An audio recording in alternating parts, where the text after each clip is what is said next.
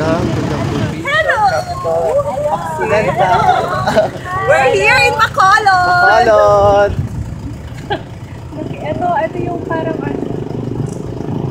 Yan. yan, dun Capitol Ayan ang Capitol. Bacolod, Negros, Occidental. Then ito yung park. Yan. Nakalimutan ko yung ano. Nakalimutan ko yung ganyan. Second stop. Museum. Hello! Negros Museum. Game. 100. Pero kami, Student. estudyante lang. So, 70 pesos. Ikaw senior. Siya senior siya. Tama. Kami estudyante. Okay. Saan tayo? For our. So, may tour guide pa.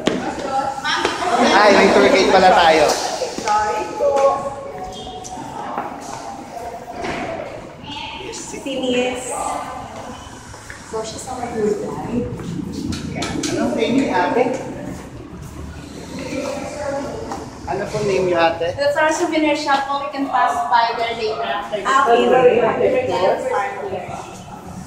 I say good morning, everyone. Welcome to Negros Museum. My name is Dolor, and I'll be your tour guide this morning. Here in the lobby, we have 9 permanent murals. But before that, I'd like to mention some facts about this building you are in right now. It was built in 1941 and served as the old agricultural building of Bacolod City. Since then, it served a number of different purposes such as the Office of the Japanese during World War II, the Negros Rehabilitation Center, and 2003, the permanent home of the Negros Institute. Our 9 permanent murals here at the lobby were done by our local artists here in Negros, of the early inhabitants. When Negros Island was accidentally discovered by Miguel Lopez de Legazpi in the year April 1565, the Spaniards encountered people with dark skin, they were short, and they have thinning hair. The Spaniards called them Negros. Thus, the name of Island is Commando Backyards. So, exhibit of Miss Brenda Pardo tomorrow. So, Tumandok Backyard. Tumandok means natives. Before it was called Negros by the Spaniards, the old name of this island was Buglas. Buglas is an old native word. Immigrants practice 2 types of burial, primary and secondary burial practices.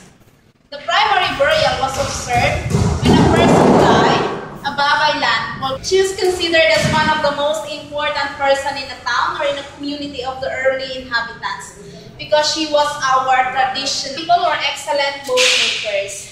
They built boats which they sell to different migrants or trading groups. Marked for its extensive coastal areas. The reason why this island is very accessible is very much why Negrense has already brown and straight hair. The southern part of Negros Occidental.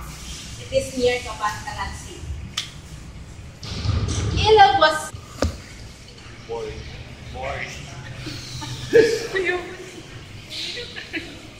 Saan pinakita niyo na yung page?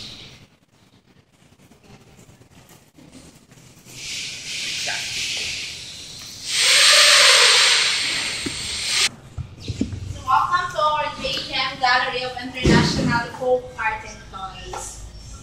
Jose Garcia Montelibano is the father of folk art of the Philippines. Our Santo Niño from Antipolo, Calesa from Vigan. Textiles here are from Mindanao and Cordillera. And of course, roosters from Hinigara. Ninay dolls from Paiti, Laguna, and finger puppets from Georgia, Russia. Vietnam is known for their water puppets. Bakit kaya ano? From Myanmar. Maano siya sa, where's the owner like that? Dolls, maganda. Wala, bilang niya siguro ulit. Ito, nativity collection ng... Baka na-start siya ng bata. From, a souvenir toothpick from Laguna. Ano siya? Toothpick po. Ito muna yung gumagana. Kasi we're still fixing. Kasi dati hindi po ito naka-glass. Kaya napapaikot po namin yung plane po doon. Saka ito. Kasi pag meron na kami mga field trips, mga schools, nagagalaw po siya nilalagay sa bulsa yung ibang mga kaniliit na ba. Okay. Victoria's. Ito.